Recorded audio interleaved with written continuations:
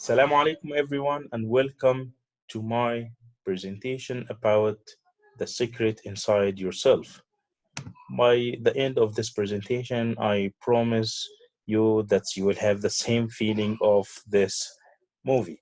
So, actually, all of us, when we were young, our habits, our language, our culture are shaped by our surrounding environment, such as parents, friends, and school. So all of these factors are forming our paradigms. So for me, because I was born in a Muslim Arabic family, that's why they taught me the Quran and the Arabic language, and they taught me to act like them, to do all of this Islamic stuff like them. But when I think about it, I really hate to be imitator to my parents and to my ancestors. And I will start to think about if I was born in a Christian family or a Hindu family, I will be like them. I will ra- raised up like them. So that is this doesn't make any sense to me. And anyway, I always like to think about the most fundamental questions like where did we come from and what is the purpose of this life. So regarding about where did we come from, I'm just asking if did we really come from the monkeys? And if we really came from the monkeys, then why we don't show emotions and respect to our ancestors, the monkeys? Why do we care more about cats and dogs? And there is a lot of interest in these animals rather than our ancestors. That's really weird. So anyway, when I went to college, I started to um, set a goal in my life, which is to have or to achieve success. And success is defined by many people around the world by having a very nice job and having a nice family, wonderful car, big and nice house, and to have a bank account full of money, to be able to travel around the world and see wonderful places in this um, planet. And in order to achieve that, I started to study the personal development courses, which are provided by the most famous people working in this industry, like Brian Tracy, Bob Proctor, Zig Ziglar, and all of these famous people. I really like them, and I admired about the courses which talks about how to become a millionaire, how to achieve financial independence. So I said that to be my goal in this life, to become a millionaire. But the point is, I was shocked when I found a lot of millionaires and a lot of famous, successful people who committed suicide and they ended their life by this way. Actually, that's really weird because when people are suffering from starvation or lack of food or lack of money, when they commit suicide, that makes sense. But why these famous people and rich people are committing suicide?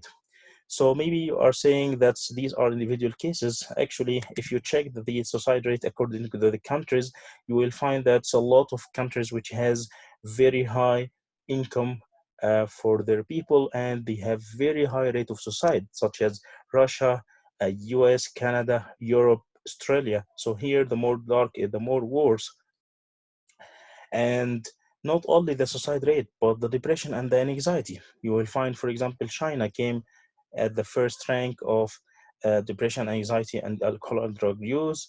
India, US, Russia, the fifth.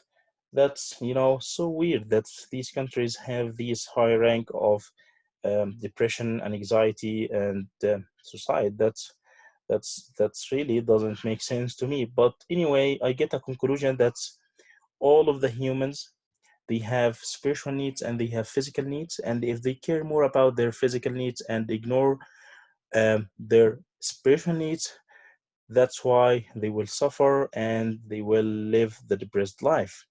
But what are the spiritual needs? So I didn't find anything except to think about my old teachings, which is the Islam. Actually, they taught me the Islam, so I start to question my religion. What does Islam mean, and is there any relationship between the Islam and depression and anxiety? I don't know. So actually, the taught me that the Islam means the surrender, submission, obedience, and sincerity to the will of God. That's so hard to accept, and because I'm a person who think about everything, and so the point is, I don't know if there is a God or not, and why do I have to submit to Him? Why do I have to surrender to Him? I don't know if there is a God or not.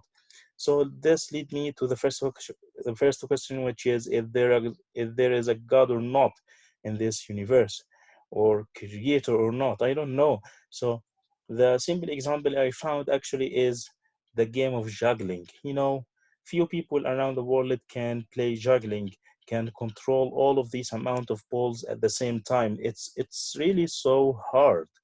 And if we expand our thinking a little bit and think about the universe around us, you will find the stars, the sun, the planets, the moons, all of these are moving like the juggling. Like if there is someone, or maybe more than someone, who are controlling them in this precise movement and amazing movement. So, yeah, this gives me a conclusion. There should be creators to this universe. I don't know how many.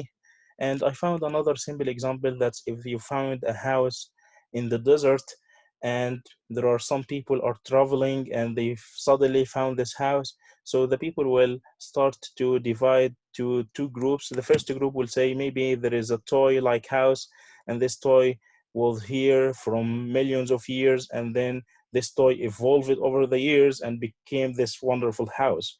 Or the other people will say, no, there should be very clever designer, or um, designers who designed this house and built it in this wonderful way.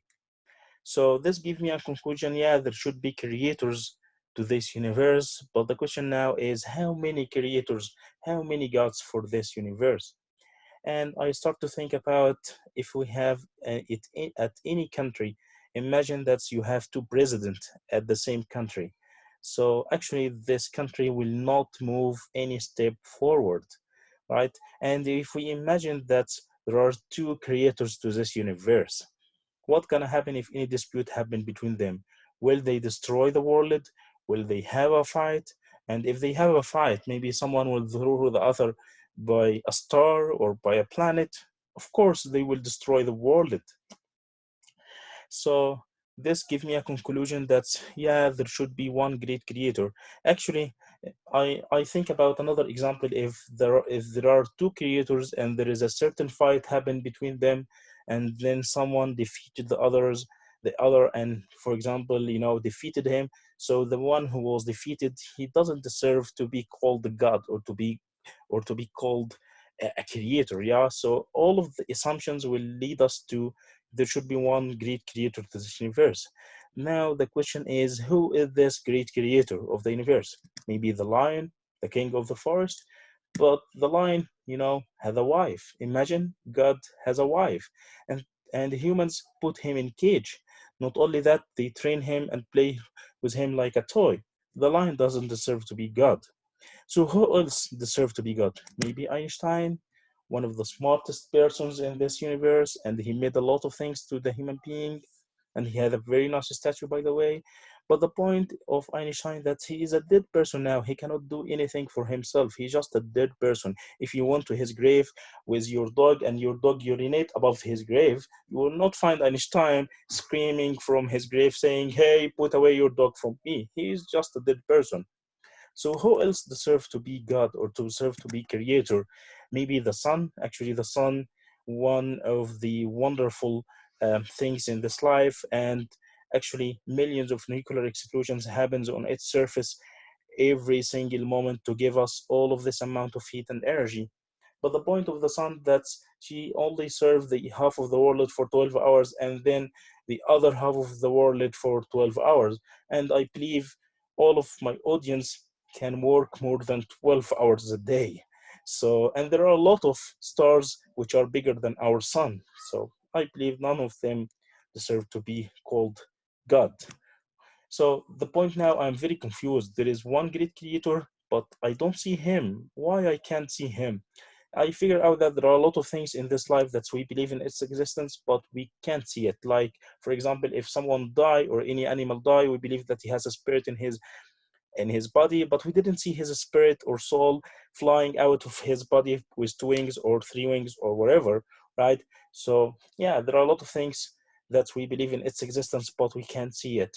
So all of the human being, however, they have the different colors, different languages, different religions, different cultures, but I believe that they have the same default settings. And if you want to remember one of these default settings, imagine that all of these people are gathering in a ship in the ocean, and then the weather becomes crazy and they are going to sink in the water. All of them will scream, will cry, and the nature inside themselves will tell them to look at the sky and raise your hand and say, oh God, support us, oh God, help us.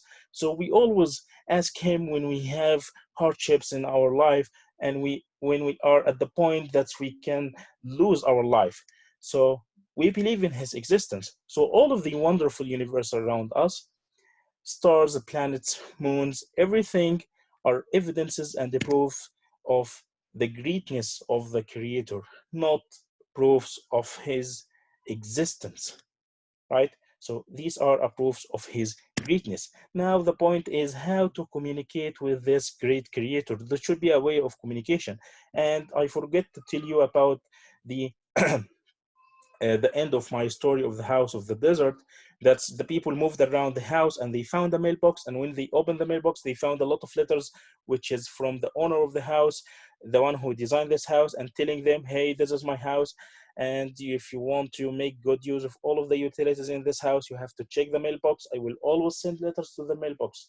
So by the same way, there should be prophets and messengers from the great creator to tell us what is the purpose of this life and why he created this universe and what is the end of this life. So actually he sent a lot of prophets and messengers, beginning from Noah, Abraham, Jacob, Moses, Jesus, Muhammad, the last one, and he provided each one of them with many miracles and proofs to give proof to the people that they were really prophets, not liars. So the last book or the last letter from the owner of the house, which is the Quran, actually a lot of wonderful things that are mentioned in the Quran, and we just discovered it by current technologies like the steps of the creation of the human being inside the stomach of his mother, and the brief description of the creator in the Quran, that he is Allah who is one, the eternal refugee, he neither begets nor is born, and there is nothing equivalent to him. Now, the Islam claims that there is a day of judgment. I don't accept that. I need proofs of the resurrection. If you want the proof of the resurrection, look at the trees at the winter season when they looks like a dead persons, and then what can happen to them in the spring? God gave them life again. So if we compare ourselves with the trees, the sperm and the seeds, and then this is our life together, and then we both die, and then the trees become trees again, what about us? Will we be a scroll? No. Will we be an elephant? No. We will be humans again. But why the resurrection? The resurrection is for accountability. Another example, sleeping at night, waking up in the morning, changing of light or darkness, renovation of our body cells, all of these are proofs for resurrection. But again, the main reason for resurrection is for accountability, because we are as a human being, everyone will be accounted for his deeds in the hereafter. So I found the solution of depression and anxiety and all of our spiritual needs is to have the true connection with the God. And this true connection is believing that he is only one great creator, and believing in all of his messages and prophets, and believing that Muhammad is the last prophet, Quran is the last book. So this is the summary of the word Islam. I hope that summarize um, my research. And my last question to you is, did I break my promise or not? Thank you so much and see you in another uh, presentation. Thank you.